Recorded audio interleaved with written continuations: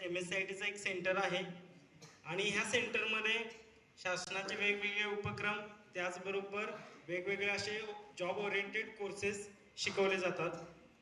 आज आम्ही तुम्हाला MKCL ऑलिम्पियाड मुवमेंट हे एक कॉम्पिटेटिव्ह एक्झाम आहे आणि ह्या एक्झाम विषयी कम्युनिकेशन करणार आहे.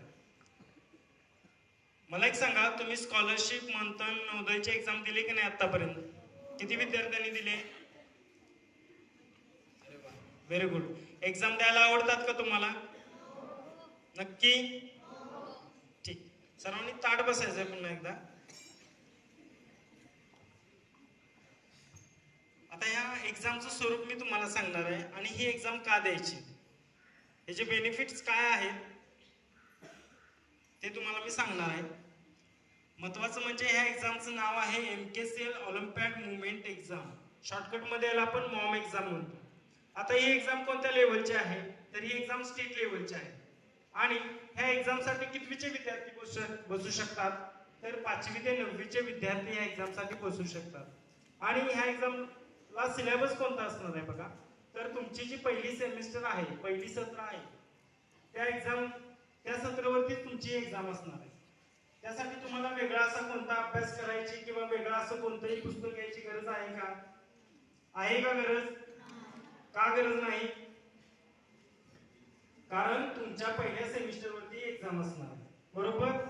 आणि महत्वाचं म्हणजे जशी स्कॉलरशिप नंतर नवोदयची एक्झाम तुम्ही दिली की नाही, आता ही एक्झाम कशी दिली तुम्ही? पेपरवरती दिली की कम्प्युटरवरती दिली?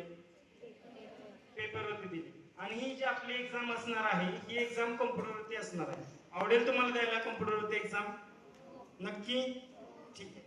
आता याला प्रश्न कशा प्रकारचे असणार आहेत बघा. महत्वाचं म्हणजे ही 1 तासाची एक्झाम असणार आहे आणि ही एक्झाम कम्प्युटरवरती होणार आहे. आणि याला प्रश्न कसे आहेत बघा, याला प्रश्न असणार आहेत MCQ टाईप प्रश्न असणार आहेत, म्हणजे बहुपर्यायी प्रश्न. त्याचबरोबर जोड्या लावा. त्याचबरोबर तुम्हाला एखादा पिक्चर दाखवलं जाईल, पिक्चर इन द सेन्स एखादं चित्र दाखवलं जाईल, तेही 4 पर्यायापैकी एका पर्यायाला तुम्ही क्लिक करून त्याचं उत्तर द्यायचं आहे. त्याचबरोबर तुम्हाला एखादा साऊंड ऐकवलं जाईल. साऊंड म्हणजे काय, तर एखादा पिक्चर मधलं गाणं वगैरे असं नाही बरं का. तर तुमच्या हिंदी, मराठी आणि इंग्रजी या पाठ्यपुस्तकातील एखादी कविता ऐकवली जाईल. त्या कवितेचे कवी कोण आहेत, लेखक कोण आहेत, हेही तुम्ही 4 पर्यायापैकी एका पर्यायाला क्लिक करून त्याचं उत्तर द्यायचं आहे. त्याचबरोबर 21व्या शतकातील चालू घडामोडी ह्या सुद्धा तुम्हाला विचारल्या जाणार आहे. आणि ही एक्झाम 1 तासाची असणार आहे. संकल्प शिक्षण संस्था तळमावल्यामध्ये ही एक्झाम आपल्याला द्यायची आहे. आणि त्याचबरोबर याला आपण बक्षीस पण ठेवलेत बरं का.